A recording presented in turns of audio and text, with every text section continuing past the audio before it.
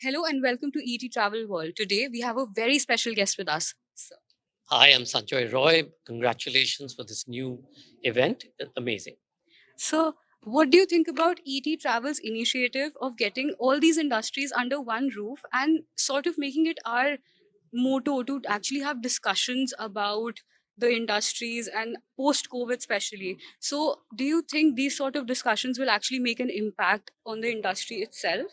So I don't think this is the first time that the industry has come together under one roof. There's many conferences like this that happen, but I think it's the first time that it's a recognition from, say, an Economic Times that is the bellwether of the economic health of the country, which is the reason why this is important. And you could see so many different people coming. How do you make an impact from something like this? It's really about, can you get policy papers out at the back of this? Can you focus on policy issues in conferences like this? Because then you can make a difference, you can make an impact. So definitely. And if you look at it, if we have more government bodies present in the conference itself, will that make an impact towards changing policies? Of course, you need government, but I think you also need the industry to be here. This is year zero for the Economic Times Mice Wedding event segment. So I'm sure in the coming years, you'll get more of the industry together. Industry is not a couple of hundred people, it's tens of thousands of people. The point is, can the industry come together as one voice and work with people like Economic Times to be able to get policy statements out, which impact not just government at the central level, but really government at the district, at the state, and at the city level, apart from the central level government policies. Definitely. So I think the it should be a grassroots up approach. Definitely. I think it needs to be both. It's not just grassroots up approach. It needs to be both, because it's only then can you reach a sort of common median and make that kind of impact.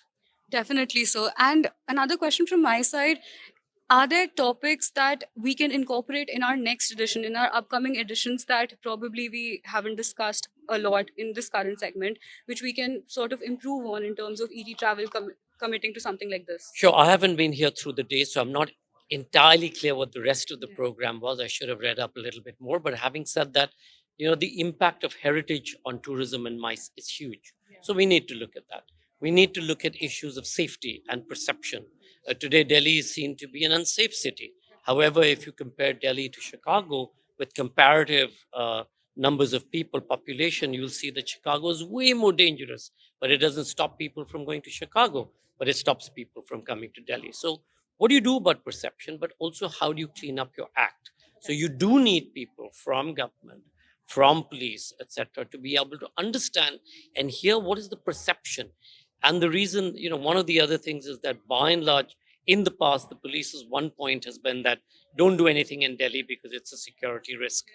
But that's not how an economy gallops forward. You need to do all of this and more. And if you want to be an international destination as the capital of India, well, then you need to go out a whole limb more to be able to do that. Definitely. So, one last question. We're talking about perception and what people think about coming to Delhi or India in general. Do you think there's a projection in your mind in terms of numbers related to MICE, wedding, corporate events, all of these, especially after G20? Is the number supposed to grow substantially, or is it going to be a slow growth? I mean, India's tourism numbers, whichever way you want to look at it, 6.2 million or 7 million, is less than what goes to Disneyland in Florida. I think G20 is a great beginning because it's unlocked every state, or the possibility that you can do something like this in every state, in every part of India. What can we do next? How can we use this? How can we create an opportunity where all of these people who've come for G20 go away as our ambassadors to their countries and then spread the word that we had this amazing time? But what do we need to do here to be able to leverage that? And one of the things that I just said in this panel was that in every festival, in every conference, in every trade show, India has to have its flag, its India pavilion, its India presence with a collective combined ecosystem between MICE, tourism, wedding, events, and so much more. Then you're going to unlock the potential. Definitely, it's all about unlocking the potential, I guess. So, thank you so much, Thank you. sir.